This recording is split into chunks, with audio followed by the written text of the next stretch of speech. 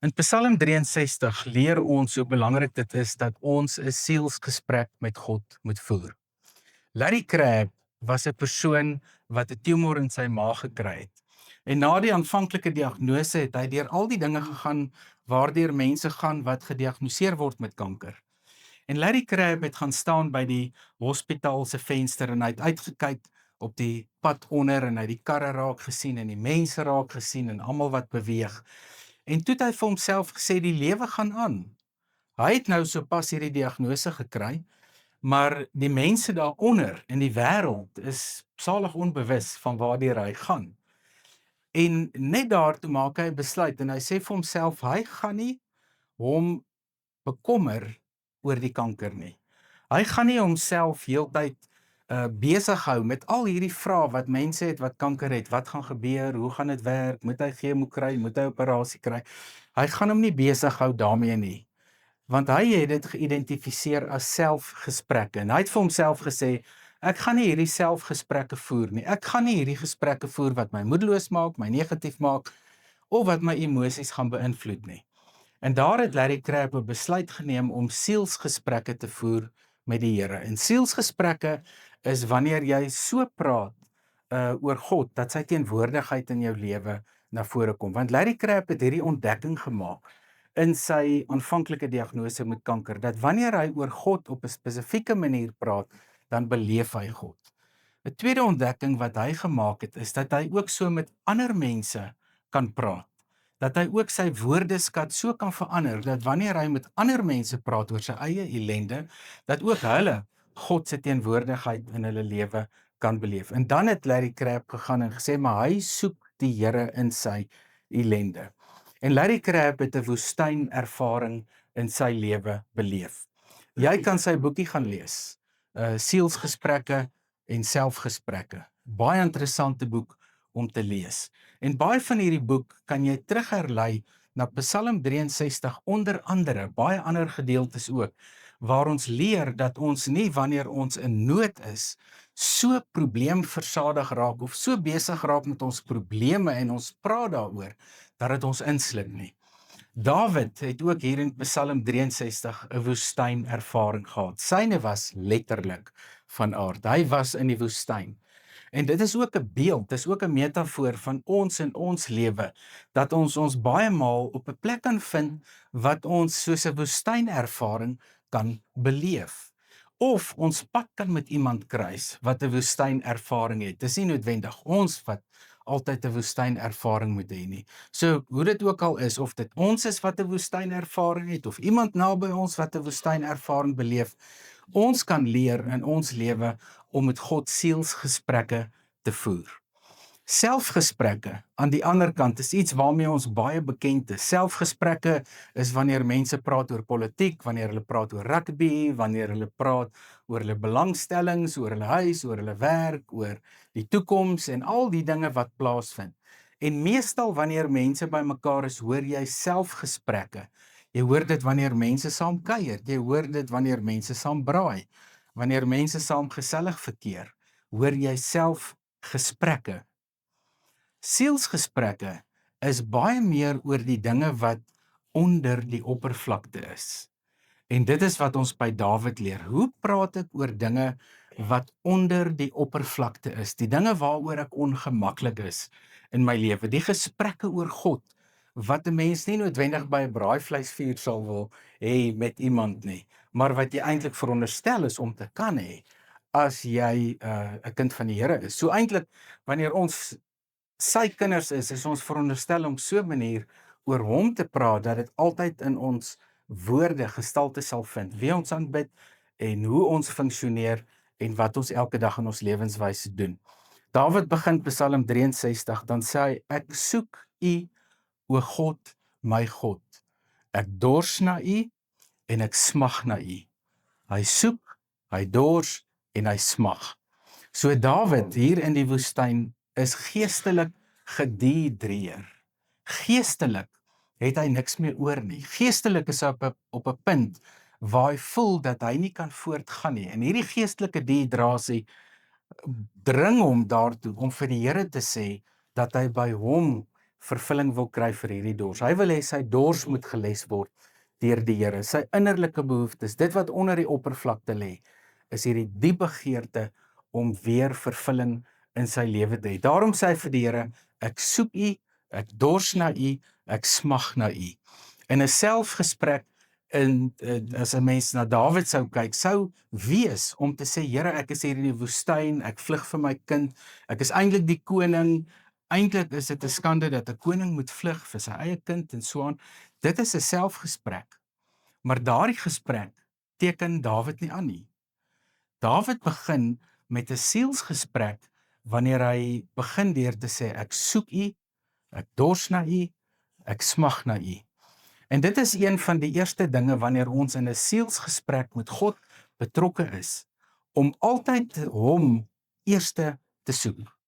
En die Onse Vader gebed leer dit vir ons, so mooi, ons Vader wat in die hemel is, en dan is daar 3 bedes, laat U naam geheilig word, laat U koninkryk kom, laat U wil geskied. Dit gaan eerste oor God. So in 'n woestynervaring is ons eerste noodkreet, ons eerste noodroep, is altyd na die Here toe. En dit is wat ons hier by Dawid leer.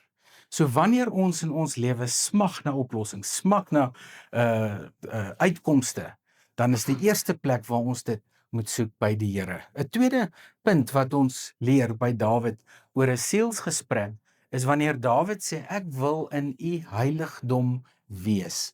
Hier waar Dawid sit in die woestyn, is hy baie ver weg van die tempel af, wat hulle daardie tyd gesien het as God se teenwoordigheid. Hy's baie ver van die ark af. Met ander woorde, hy voel ook asof hy verwyder is van God in sy lewe. En hierdie werklikheidservaring wat hy het, bring hom by die punt om vir die Here te sê, ek wil U weer beleef. Want moeilike tye vat ons ver van God af. Moeilike tye maak dat ons 'n filosofie in ons kop het om te sê, ek is ver van God af. Filosofie om te sê, ek bid in die plafon vas. 'n Filosofie om te soek na kitsoplossings in 'n klomp dinge in ons lewe. Maar Dawid leer vir ons, nadat hy vir God sê dat hy hom soek, in die tweede plek sê hy vir die Here, ek wil U teenwoordigheid beleef. 'n Tiener het eendag by 'n tiener Bybelstudie vir my gesê, if you feel far from God, guess who moved? If you feel far from God, guess who moved? En dit is vir ons 'n belangrike punt, ook in hierdie gedeelte wat ons vandag saam na kyk.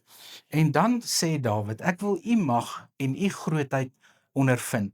Met ander woorde, dit is vir hom so belangrik in sy sielsgesprek, dat God vir hom alles oorkoepelend moet beheer, dat God alles oorkoepelend vir hom moet kom verander, dat hy sê, ek wil U grootheid belewe. En dit kan net iemand sê wat al reeds God beleef het in die geskiedenis, om te weet dat die Here in die verlede al ingegryp het, en omdat hy in die verlede ingegryp het, sal hy weer ingryp, en sal hy weer sy grootheid kom wys. Dawid is 'n koning, en hierdie koning kom lê eintlik sy kroon neer voor die Here, en hy sê vir hom, U grootheid en U almag is die enigste oplossing wat ek vir myself hier sien.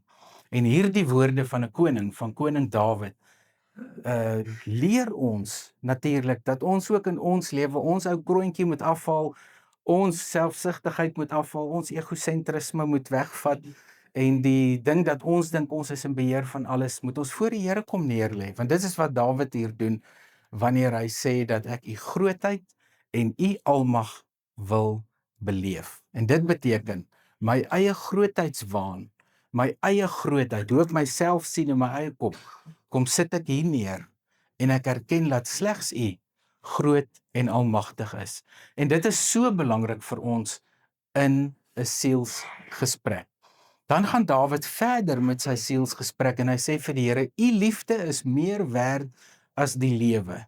U liefde is meer werd as die lewe. Want wanneer jy God se liefde in jou lewe beleef, is jou lewe vol lof, aanbidding en danksegging, omdat die Here die een is wat in jou lewe natuurlik die deurslaggewende faktor is. En daarom kan Dawid sê, U liefde is meer werd as die lewe. 'n Selfgesprek vir Dawid sou wees om uit te brei oor sy lewe. 'n Selfgesprek sou gewees het om te sê hoe sy lewe op hierdie stadium is, wat hom bedruk maak, wat vir hom moeilik is, wat vir hom swaar is. Dit sou 'n selfgesprek gewees het. maar Dawid maak 'n doelbewuste besluit om 'n sielsgesprek te voer en hy sê u liefde is meer werd as die lewe. 'n Sielsgesprek is meer werd as 'n selfgesprek in hierdie situasie waarna hy homself bevind. En dan sê Dawid, ek sal my lewe lank vir u loof. My hande sal ek ophef, ek sal u altyd prys. En hiermee wil hy te kenne gee dat dit deel van sy sielsgesprek is dat hy God se naam groot wil maak. Wanneer ons gaan kyk na die antieke tale en jy vat die woordjie lofprysing, dan beteken lofprysing om iets goeds oor iemand anders te sê, om 'n ander persoon se belangrikheid uit te lig. Dit is lofprysing. En hy kom hier en hy sê hy sal God se goedheid, God se grootheid, wie God is, sal hy kommunikeer. En in hierdie kommunikasie van hom kom maak hy dit baie duidelik dat sy sielsgesprek die fondasie vorm van sy lewe. En daarom praat hy oor dit wat onder die oppervlakte is. Wanneer jy gaan kyk na 'n ysberg in die see, dan sien mens altyd net die boonste stukkie. Maar die grootste massa van die ysberg lê onder die oppervlakte. En so in ons lewe is die grootste deel van ons lewe ook onder die oppervlakte. En dit is wat ons natuurlik stabiliseer. Dis ons verhouding met die Here. Sonder dit kan ons nie 'n stabiliserende faktor in ons lewe hê nie, kan ons nie dit beleef of ervaar nie. En daarom sê Dawid dan, as ek aan u dink op my bed, as ek oor u pyns in die nag, dan weet ek u is vir my 'n hulp. En in die psalms vind ons 'n paar verwysings na die nag. Ons lees hierso in Psalm 63 dat hy nadink oor God in die donker tyd van die nag. In 'n ander Psalm leer hy vir ons, Psalm 16, leer hy vir ons dat hy in die nag by God leer. In sy donker tyd leer hy by die Here. Dis 'n sielsgesprek. En dan leer ons ook soms in die psalms paar kere sê hy ek huil in die nag. So uit al hierdie donker nagte van die siel wat hy ook beleef. En in hierdie donker tyd van die nag met die belewenis van donkerte kom hy na die Here toe en hy sê ek dink aan u. Weereens verknog hy hom nie met sy lewe nie. Weereens is hy nie besig met wat hom bekommerd maak, wat hom bang maak, wat hom pla, wat sy vrese en wat sy angste is nie. Hy maak 'n doelbewuste besluit en hy sê ek dink aan u in die nag. En dit is hoe ons die donker nag van die siel kan oorleef, is wanneer ons aan God dink. Dieselfde in Psalm 16 leer ons dat Dawid skryf, u leer my in die nag. So hy dink aan die Here in die nag, hy leer by die Here in die nag, en selfs wanneer hy huil in die nag, in sy donkerste tyd, weet hy dat God by hom is. En dan sê hy, u is my hulp. En dit is wat ons ook in Psalm 4 lees, waar Dawid sê, ek sal nou rustig gaan slaap en aan die slaap raak, want ek weet u is by my. En in Psalm 4, wanneer Dawid dit skryf, is dit ook 'n sielsgesprek en kom hy eintlik ook en hy kommunikeer dat die Here vir hom rustigheid bring. Dit beteken nie dat hy letterlik dalk fisies aan die slaap gaan raak nie, maar dit beteken dat hy weet selfs al slaap hy, bly God steeds in beheer. As hy wakker is en hy dink aan sy probleme, want in Psalm 4 vra hy, wie sal dit weer met my goed laat gaan? En dan na dit sê hy, ek sal gaan slaap, rustig aan die slaap raak. En daarmee wil hy te kenne gee dat God teenwoordig bly al slaap jy. God slaap nooit. Psalm 121, hy sluimer nie en hy slaap nie. En daarom sê Dawid, weet hy, selfs al slaap hy is God daar. Dis 'n sielsgesprek. En dit leer vir ons wat vir ons in ons lewe emosionele stabiliteit kan bring, geestelike stabiliteit kan bring. Want ons kan baie maklik emosioneel gedestabiliseer word. Ons kan baie maklik gedisoriënteerd raak wanneer ons te veel dink aan dit wat sleg is. As ons te veel dink aan die lewe en te veel dit benader vanuit selfgesprekke, dan kan dit emosioneel ons destabiliseer. Dit kan ons geestelik ontwrig. Maar die oplossing, leer ons hier by Dawid, is baie eenvoudig. Die oplossing lê in 'n gesprek. En wanneer jy 'n sielsgesprek met God het, dan verander jou perspektief wat jy op die lewe het. Wanneer jy oor God praat, verander die manier wat jy dink oor dit wat met jou gebeur heeltemal. En dit is wat Dawid hier doen. So in Psalm 63, as dit vanuit 'n menslike oogpunt geskryf sou wees, sou ons 'n lang psalm gekry het met klaagliedere oor alles wat verkeerd geloop het. Maar omdat Dawid God soek, het ons 'n heeltemal ander psalm in Psalm 63. En dan sê hy, ek juig oor u beskerming. Sy lewe word bedreig. Absalom en al die troepe is op pad om hom om die lewe te bring. En dan kom hy met hierdie sielsgesprek en hy sê, ek weet u beskerm my. En dit is ook vir ons belangrik. As jy in jou lewe op 'n punt kom wat jy voel die mat is onder jou uitgeruk, kan jy vir die Here sê, Here, u sorg vir my. U het nog altyd vir my gesorg. As jy op 'n punt kom wat jy emosioneel gedestabiliseer is of geestelik ontwrig is, maak in jou uitlatings dit duidelik dat jy 'n sielsgesprek met die Here voer. En dan kom Dawid by die laaste gedeelte van hierdie Psalm en hy sê, hierdie mense wat my ondergang soek, dinge gaan vir hulle net sleg uitdraai.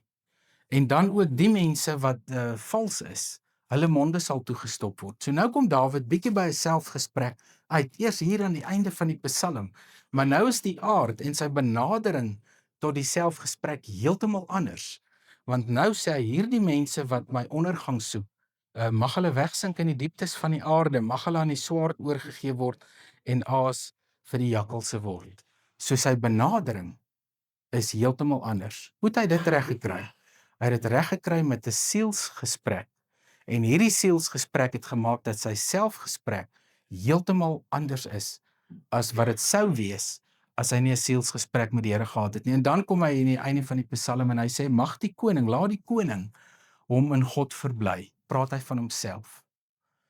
Praat van homself. Sielsgesprek. Hy vat alles saam. Laat die koning hom in God verbly. Hierdie is 'n ankerstelling wat hy maak in Psalm 63. Marilyn Carruthers het 'n boekie geskryf, Prison to Praise. En in die boekie skryf sy, jy moet die Here altyd loof en prys. Jy moet in alle omstandighede dit regkry om jou in die Here te verbly. Want wanneer jy dit regkry, verander jou ervaring en jou belewenis en jou perspektief. En ons het vandag geleer by Dawid dat ons in ons lewe in 'n tyd van emosionele onstabiliteit, geestelike ontwrigting, onsself weer kan stabiliseer deur te praat met die stabiliseerder wat God self is. En dat ons hom in alle omstandighede sal soek, dat ons hom in alle omstandighede sal ken, dat ons hom sal soek, dat ons sal dors na hom en dat ons sal smag na sy teenwoordigheid.